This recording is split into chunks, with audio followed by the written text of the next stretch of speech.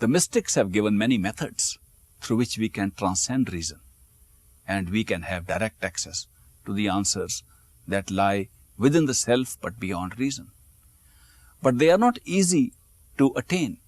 For one reason, the mystic experience is very unknown to the majority of us.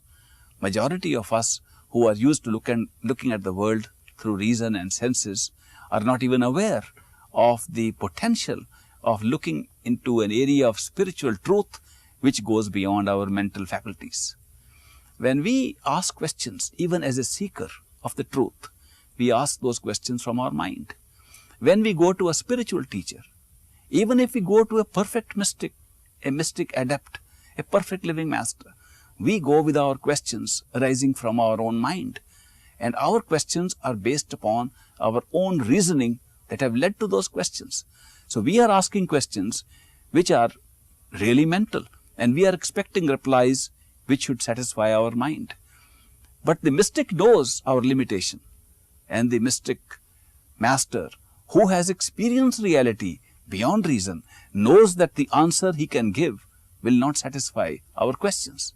Therefore, coming to our own level, he explains the rational process that takes us to a stage where we can jump off from the rational limitations. So the mystic, in a way, comes to our level because he realizes that our seeking and our initial stages on the spiritual path are limited by our own reason. And therefore, it looks very interesting for a seeker who has started on the path to find how rational the mystic path is, because the mystic adept has himself started answering our questions in a rational way. But it is for our comfort and our use that he is confining his answers in the beginning to reason, knowing that at a certain stage we'll have to jump beyond the rational dimension and go into direct experience.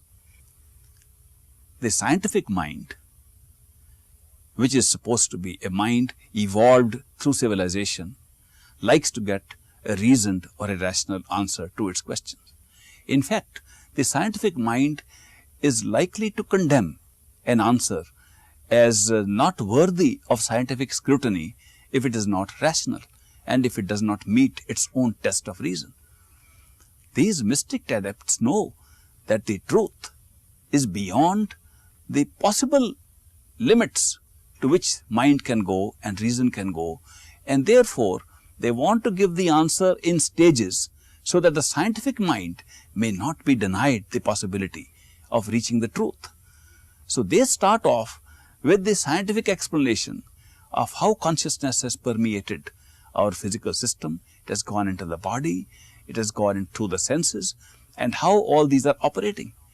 The mystic is willing to start by accepting either of the axioms that the material world is real and we have to find the source of this material world, or that the material world is an illusion and we have to find out who is creating the illusion.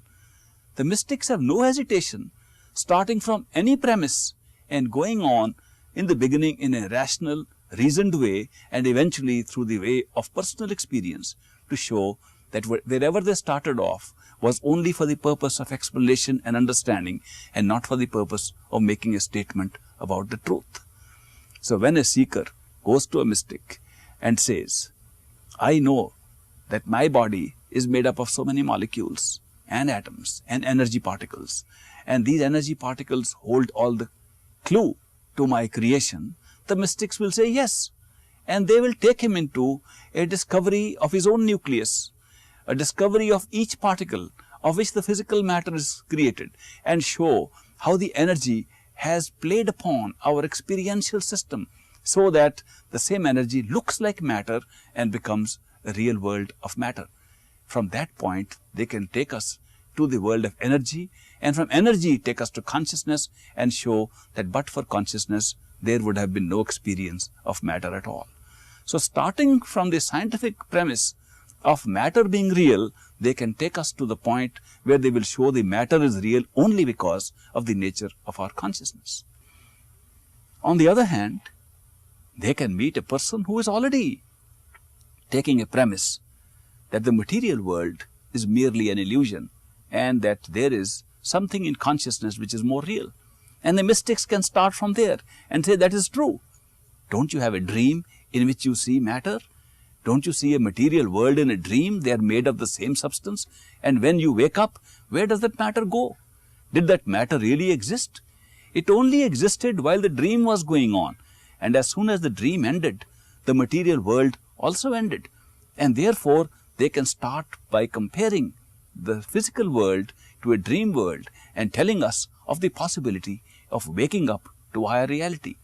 And then telling us how a succession of waking ups to higher and higher levels of consciousness can take us to the reality of our true self, the ultimate waking up being beyond what reason can understand.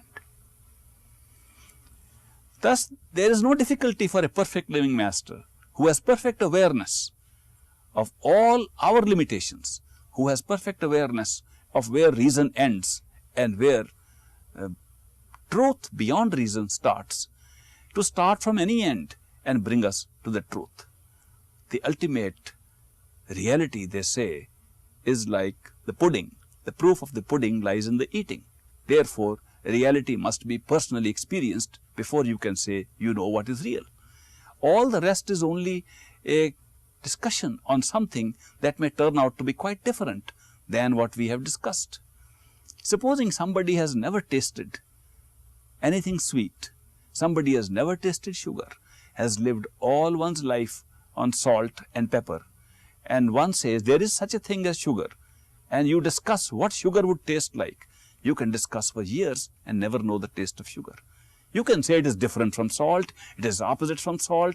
You can have as much discussion as you like on the nature of sweetness.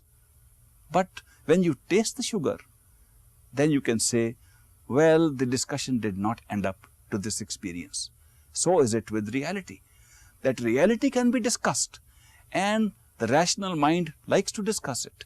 But whatever discussion and argument we have about reality, the ultimate experience of reality is somewhat different and is more convincing than all the debate we have had.